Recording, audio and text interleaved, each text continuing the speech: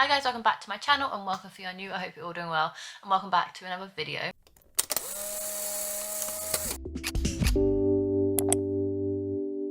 In today's video, I thought I'd sit down and tell you every single book that's unread on my physical TBR because I looked back on my channel and I haven't done one in 2 years and a lot has changed. I do tend to cycle through my books quite often. I read a lot of my physical TBR anyway.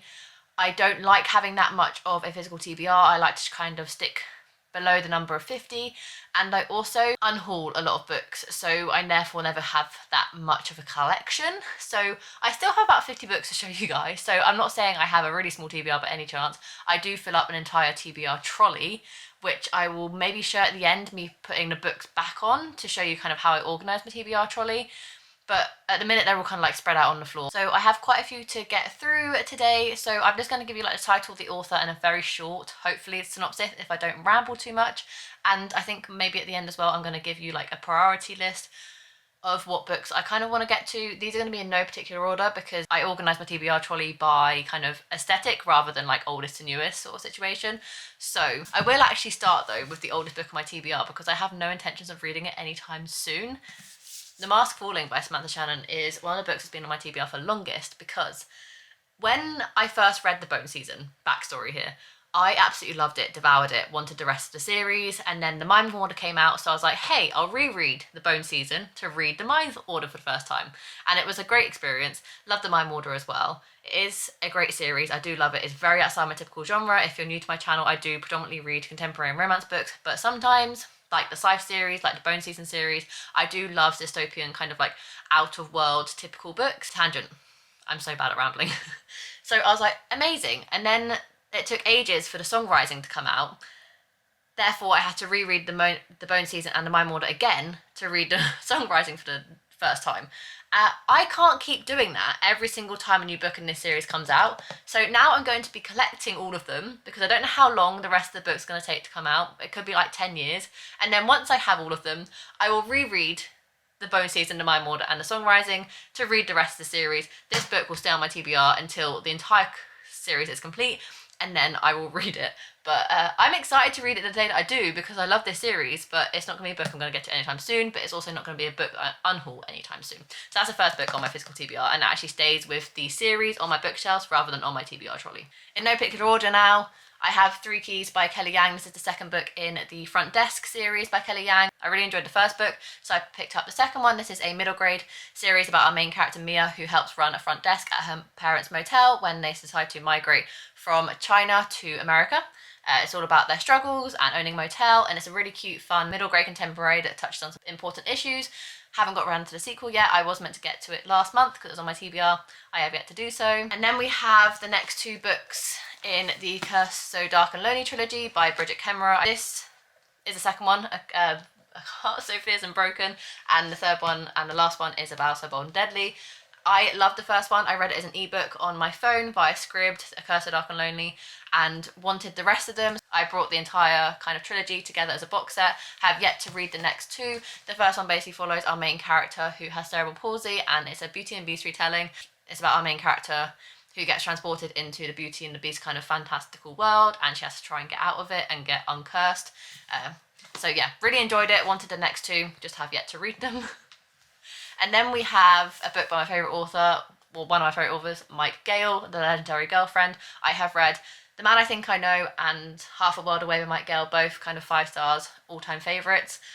So I want to collect all his books in this cover edition.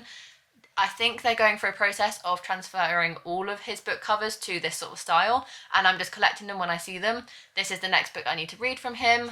This one was published quite a while ago. This is from 1998, but this edition was published in 2020. I didn't actually realise how old this book was. Noted for when a old book on my TBR prompt comes up in my prompt jar. But yeah, interesting. Will, who's still in love with his ex-girlfriend, and he's trying to get her back, basically, I believe. But Mike Gale's very good at emotional books that make me cry, so I've been putting this one off. I want to get around to it soon. Then we have a charity shop find, A Spark of Light by Jodie Picoult. This book basically follows a backwards timeline, so it follows a shooting at an abortion clinic, but it starts from the moment the shooter comes in and it works its way back as you meet the characters. and about their life and stuff. I've always been interested in this book. I saw it in a charity shop one day and I picked it up, have yet to read it. A very new addition to my TBR. If you want to see the video where I brought this book, I will leave up above and down below. If you still recognise me, by Cynthia So.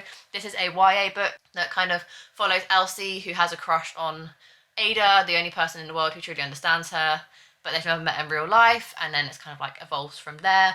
I'm trying to go through these books really quickly, so it's not a really, really long video, but absolutely stunning cover. Was intrigued to read it last year at Yauk. I've only finally got my hands on a copy, and yeah, I can't wait to read it once I get around to it. Then we have a non-fiction, Everything I Know About Love by Dolly Alderton. Why did I pick this book up? Because a little writer from M recommended it. It might be a little bit of a theme. I do find that me and Emily have quite similar reading tastes, so when she recommended this one, I picked it up.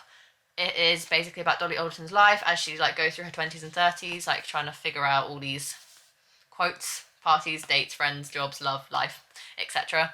Yet to read it. I know I'm going to love it, but yeah, just haven't got around to it yet. Same with every single book on this list. The next one was a gift from Leandra, Frederick Bachman, another one of my favourite authors. My grandmother sends her regards and apologies. I love Frederick Bachman. My favourite book from him is A Man Called Uwe. And then it goes down to Every Morning Way Home Gets Longer and Longer, and then it goes down to Anxious People, and I haven't read any more from him. Actually, no, I did. Forgot that one. I read Bad Town. I hated it. That's an anomaly. It's fine. I have yet to read this one. All that I'm aware that it follows is a grandmother and a granddaughter relationship, and because I love Every Morning Away Home Gets Longer and Longer so much, which is a grandfather and grandson relationship, I'm sure I'm going to love this one as well. And then we have another book recommended by Little Writer M. It's one of her favourite books at the beginning of last year, so I picked up All My Mothers by Joanna Glenn. I tried reading this book. I had to put it down because I was in a slump, and I knew it wasn't kind of worth forcing my way through it. This book basically follows our main character who has had loads of different mothers across her life, but she's never known her birth mother, so she goes on this journey to try and discover who she is. I feel like it's going to be quite a raw, emotional book, just haven't got around to it yet. I feel like I should stop saying that because it's a repeated story otherwise. The next book I have, once again, is recommended by Little Writer M. Can you see a theme here? A Party Crasher by Sophie Kinsella. I don't think I've read any Sophie Kinsella, which is quite shocking, seeing as she's kind of like the queen of chick lit romance books, and that's kind of like my genre. But I haven't read any of her books, I don't think. I think I tried to read I've Got Your Number and then just never read it because it was right at the beginning of my reading journey and I wasn't kind of in tune with what my taste was yet. And then Let's Write to M read this book last year and I was like, hey, I'm going to buy it because M loves it. So I brought it. I tried to read it when I was in a slump. I was in a slump for the majority of last year, if you're new to my channel. So I've picked up a lot of these books and have put most of them down as a soft DNF because it was the slump, not the book. And then we have a gift from Ashley, The How and the Why by Cynthia Hand. This is a YA book about foster homes, and it basically follows our main character who is turning 18 in the foster care system, and she's trying to like find out who her real parents are.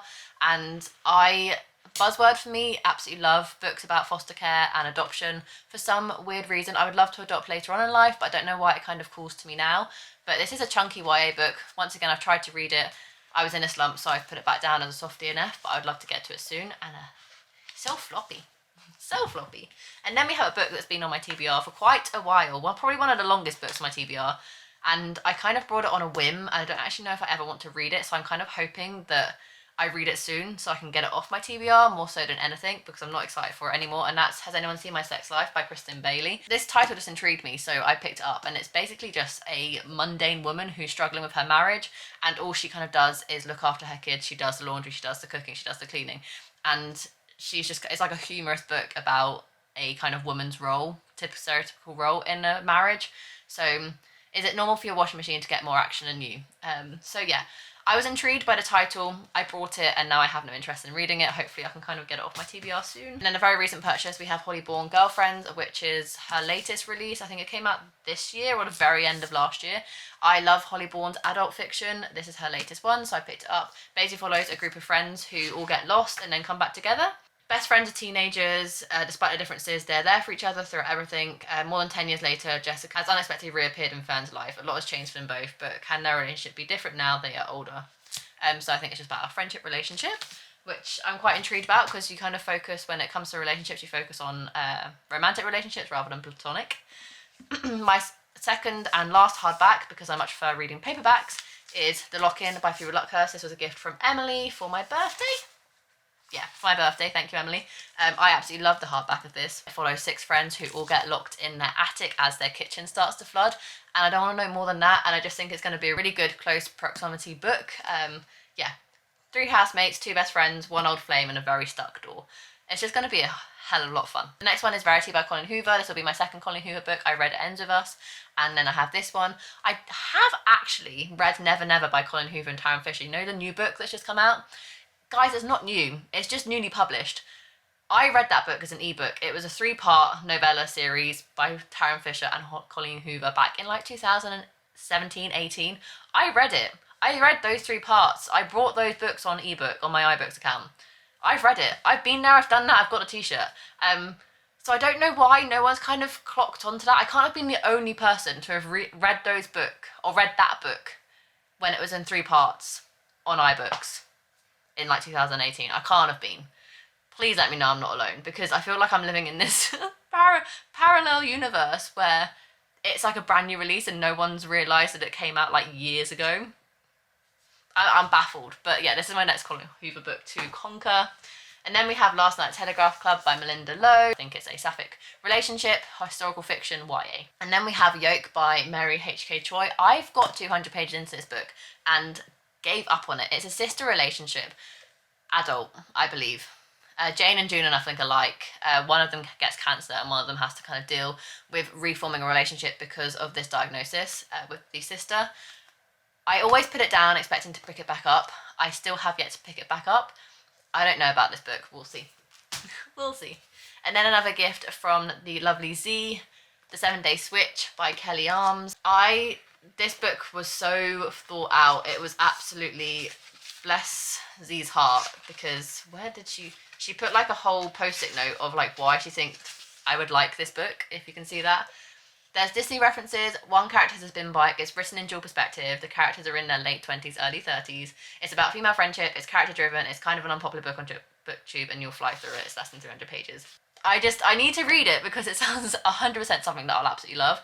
I just always forget about it, sorry Z, I need to read it soon. Then we have The Girl with the Louding Voice by Abby Dare. I got this book off the recommendation of Jess from Books Past Bedtime.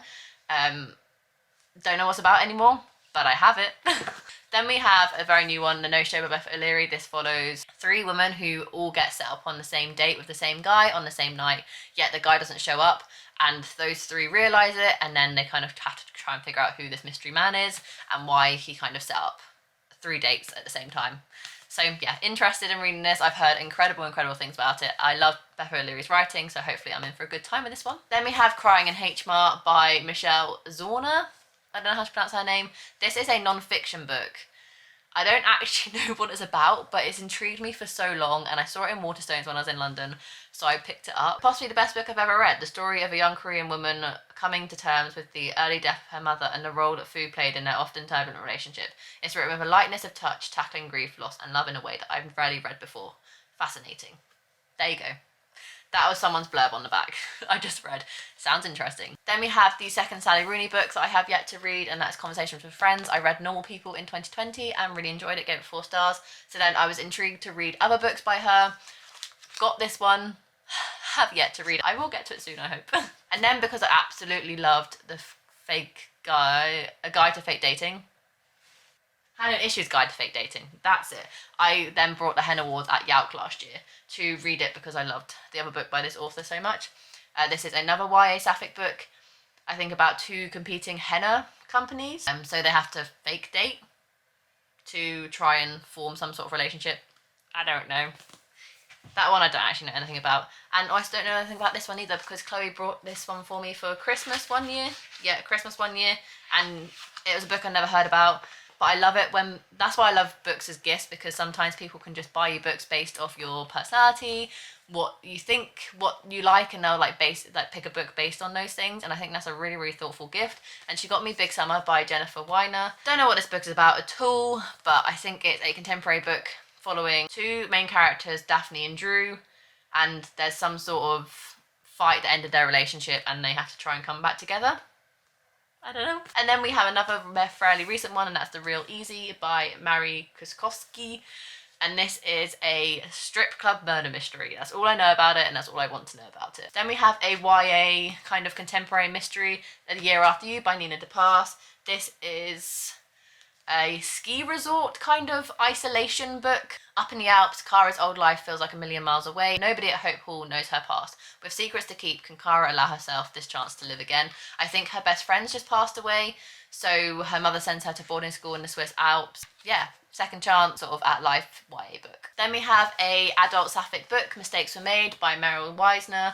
This is a book basically following our main character who has a one-night stand at a bar. Next day she realises the person she had the one-night stand with is her best friend's mother, and chaos ensues from there. We then also have The Fortune Men by, I never know how to pronounce this author's name, and also the script makes it really hard to read.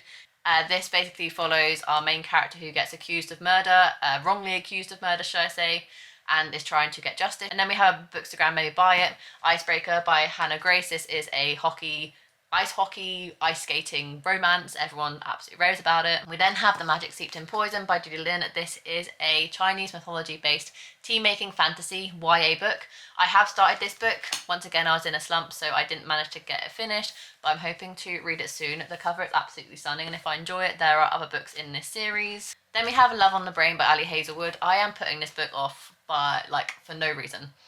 I love The Love Hypothesis, so I've heard really mixed things about this. Some people who love the Love Hypothesis absolutely hate this book because it's too similar, but then also people absolutely love this book who love the Love Hypothesis because it was so similar. So I'm a little bit torn, and I should just read it to find out myself, but I'm scared. This is another romance by Ali Hazelwood. It's set around women in STEM. And we have a third book in a series that will make me finish a series, which is always a good thing, and that's Booked on a Feeling by JC Lee. The first book is A Sweet Mess. Absolutely love that book. The second book is The Dating Dare. Didn't love that one as much. This is the third book. Each book follows a different character within the same universe. Lizzie Chung has her life mapped out. Become a lawyer, join a prestigious law firm, make a partner. If all goes to plan, she'll be checking off that last box in a couple of years, making her parents proud and living a successful, fulfilled life in LA. One thing that isn't part of her plan, passing out from a panic attack during a pivotal moment in her career. Lizzie decides that what she needs is a place to recharge, and where better than the small Californian town where she spent her childhood summers with her best friend Jack Park. Now that Lizzie is back, Jack has 3 weeks to spend with the girl of his dreams. While concealing his decade-long crush on her, something has become incredibly difficult when he agrees to help Lizzie revamp the local bookstore. Romance amongst the dusty shelves and books may not be in Lizzie's plan, but could this new page lead to her in the love story she never expected? Okay, I need to read this book soon. Bookstore, love, romance, yes please, give it to me. And a book that I think I've put on about 5 million TBRs and never read, The Vanishing Half by Britt Bennett. This is a sister or twin sister relationship book where they grow up in a small town in America, they split off when they get older, living and identifying in different lives. One identifies as black, one identifies as white, and then years and years later they both come back to the small town they grew up in and have to try and fix what broke. And then we have a book that I've really been putting off now because Chloe absolutely hated it, The Spanish Love Deception by Elena Armas. This is a 500-page fake dating book where they're like work enemies, and then they end up having to go on holiday for her sister's wedding and end up fake dating. A wedding in Spain, the most infuriating man, 3 days to convince your family you're actually in love. I'm intrigued, but no one likes this book, so I'm scared. And then we have Careless. We're so near the end. We have Careless by Kirsty Yarms. I thought this was adult. It's not. It's a YA book that follows a young pregnant woman who's struggling to figure out what to do. She could tell her social worker Henry, but he's useless. She could tell her foster mother Lisa, but she won't understand. She really ought to tell Boy, but she hasn't spoken to him in weeks.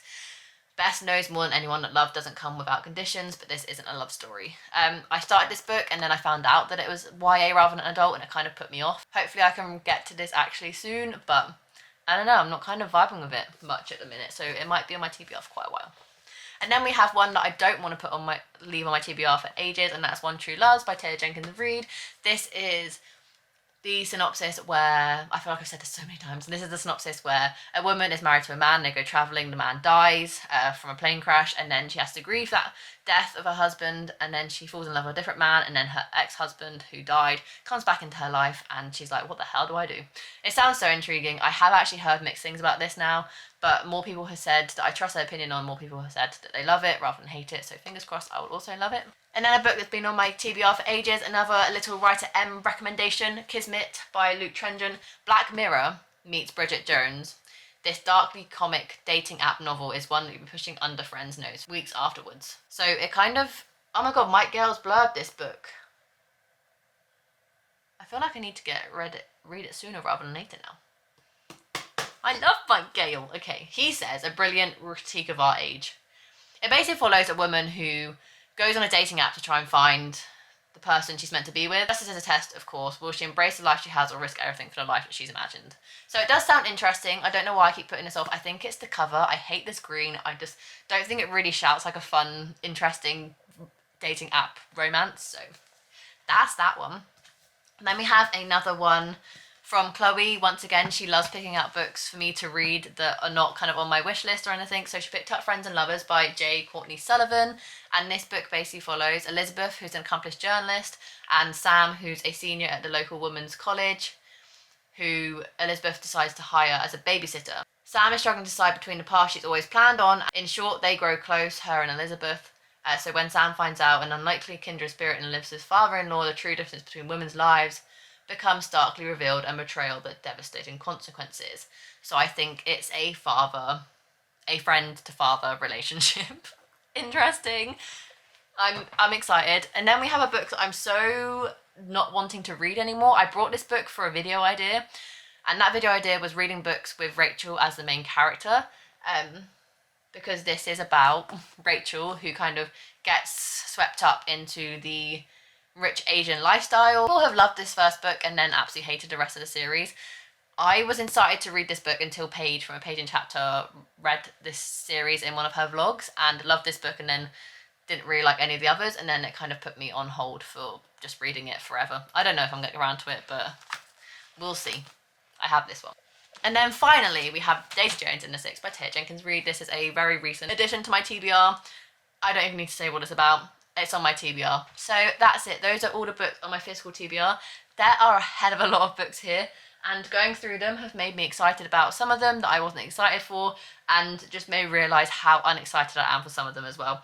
The ones that are kind of definitely on my top radar are Legendary Girlfriend by Mike Gale, Daisy Jones and the Six, now kind of Friends and Strangers, not gonna lie, Kismet, which I wasn't expecting, One True Loves, Booked on a Feeling by J.C. Lee, Icebreaker, Mistakes Were Made, Real Easy, there's so many, Girlfriends is one of them, The No-Show, The 7-Day Switch I'm now excited to read again, and Girlfriends. I think those are the ones that I'm most excited to read as of now. That's still a hell of a lot of books to read. Let's quickly reorganise my TBR shelf and I will leave you to it. If you enjoyed this video, make sure you give it a massive thumbs up and subscribe down below to see future content from me. I do anything from weekly vlogs, TBR videos, wrap-ups, book recommendations. I have all here on this channel. If you would like to subscribe, then feel free to. I would highly recommend it. And without further ado, I'll see you in my next video. Bye guys.